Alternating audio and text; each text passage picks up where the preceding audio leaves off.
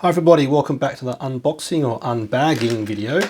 Again, I've bought these Forgeworld kits from Forgeworld, aka China, and the business I buy it from is thatgame5.com. I'll put the actual link in the description to that person's website, as opposed to other videos where I haven't. Now, firstly, let's get on to price. So how much did this cost? Any guesses coming from all the way from China to the UK? And it actually cost me, including shipping via, I think, DHL or FedEx, $80.07. So I bought 3 Cyclops demolition vehicles and 2 Rapier Laser battery destroyers. This costs $7.49, and this costs best part of $19. Now, if I bought this in the UK converting into US dollars, because obviously we buy things here in pounds, the Cyclops demolition vehicle cost $23 via GW, and would you believe this, via GW costs $53. I spent $80.07 having it shipped via FedEx for 3 of these and 2 of these, and if I did the same thing via GW, it cost me $180. So I've saved $100 going via Forgeworld in China. And I've bought, this is now my 3rd purchase through thatgame5, and overall I think the quality they give is very good. And having bought kits before from Forgeworld, this feels pretty much in line with a couple of discrepancies here and there. But yeah, so I mean, I've said it in the past, I'm not a massive fan of going through Forgeworld, but at this type of price it's pretty hard to say no to, and particularly for kits I'm not super convinced by. I think Cyclops are quite good in the current meta. The 25 points, little action monkeys. The Rapier Laser battery is a bit more so-so. But if I was buying for my, on the side, Custodes army, I would buy exclusively through Forgeworld because I want the high-end kits because I like those models. So let's have a look. So let's lay this all out. You get a fair bit in the Rapier Laser battery kit. And the one thing about the Rapier Laser battery is it is a dedicated Astra Militarum kit as per the Forgeworld index, but interestingly, if you go onto GW's website, you can't actually buy a Rapier Laser battery which has got dedicated Astra Militarum style miniatures. So you actually have to buy the Space Marine one, and I believe these guys you get with it are for Horus Heresy. So interesting. You can buy, if I have a look on the website, you can buy Solar Auxilia Rapier battery multi-laser and the Solar Auxilia Rapier Laser battery quad launcher, but the Rapier Laser destroyer you've got to buy with Space Marine dudes, which is fine because I won't use them. Let's start off with the easy one, the Cyclops demolition vehicle. Now this thing, again, as I said, if you were to pay $23 for this, I would feel very insulted. This is frankly not much. I mean, it's almost like paying £20 for Minka Lesk or any. I mean, it's just ridiculous how cheap, how little this is. Now, the overall quality of this is fine. There is some imperfections. What looks to be like sort of like a lamp or a camera at the front. Some imperfections there. Some significant imperfections here. But actually, once you put them all together, you won't even notice. So this simply goes like this. It's got the most uncomplicated assembly you could ever imagine. So basically, it goes like that. And if you want to see one in the flesh and compare it to a model, this is the little guy here. So, as I said, great for in the current meta, sitting in corners, maybe going to contest, sitting in corners to do the corner objective, engage all fronts, and even just screening out deep strike. Because they're tiny, they can hide in buildings and basically just deny your opponent. So, how big are these compared to miniatures? I've got a work in progress Caladan Jungle Fighter, and you can see it's tiny. It's probably about the size of 2 guardsmen's bases. So quite a little cute miniature. And as I said, once it's assembled, the imperfections on the side are not visible because obviously that is how it's assembled there. You can only, I just scrapped a fair bit off. The one thing I did notice, which is a bit of a bummer, is the tracks or the treads.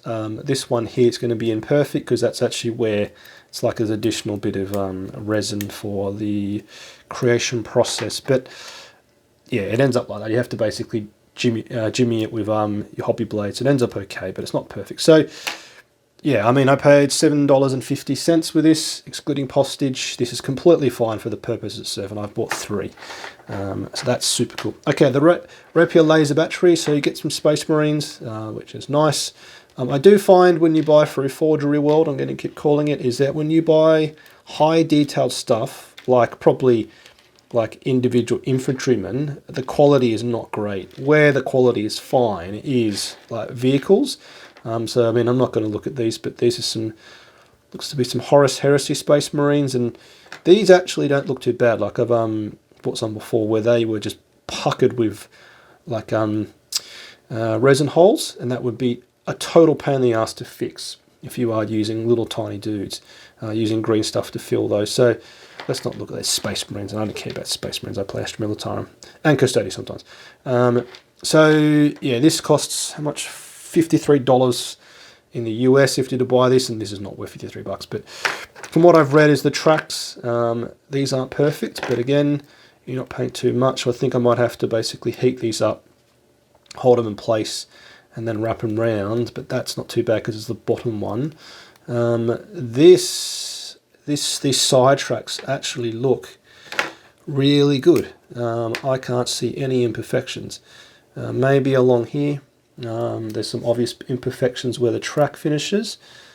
The wheels don't look too bad. I bought 3 Earthshake Carriage batteries and the wheels were terrible, but given these are wrapped by the tracks, these aren't too bad, so they're fine.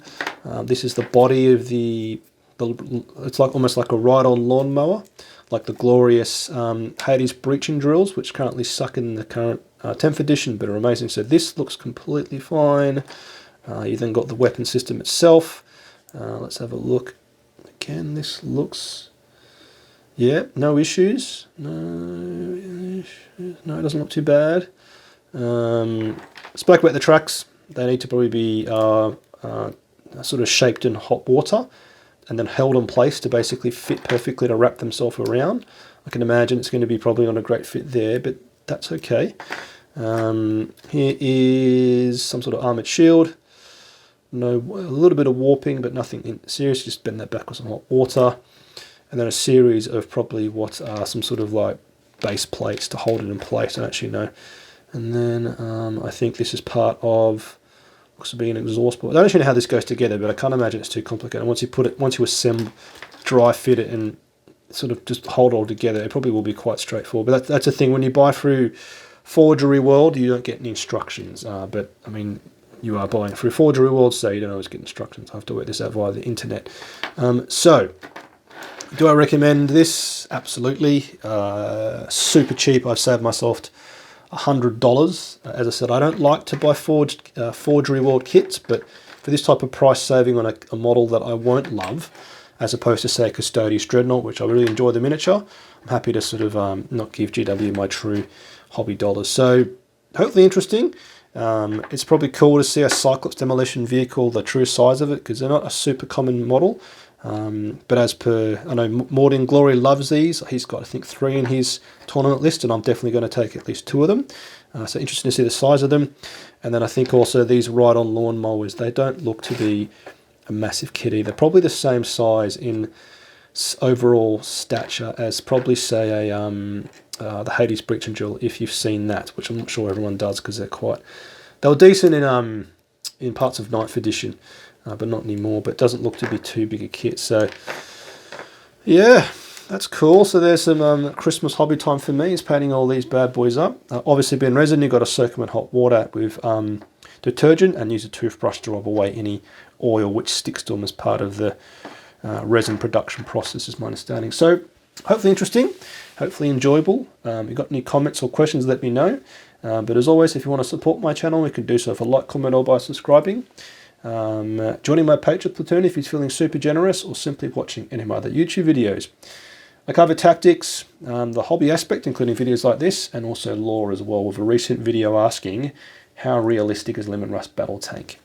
And massive thanks to my current supporters. So keep your bayonet sharp, lads, gun oiled. Faith in the Emperor strong. Patron platoon, sound off. Tank Commander Glenn. Tank Commander Watchdog Van Etten. Tank Commander Mitchell. Lieutenant Burke Nielsen. Colour Sergeant DuPont.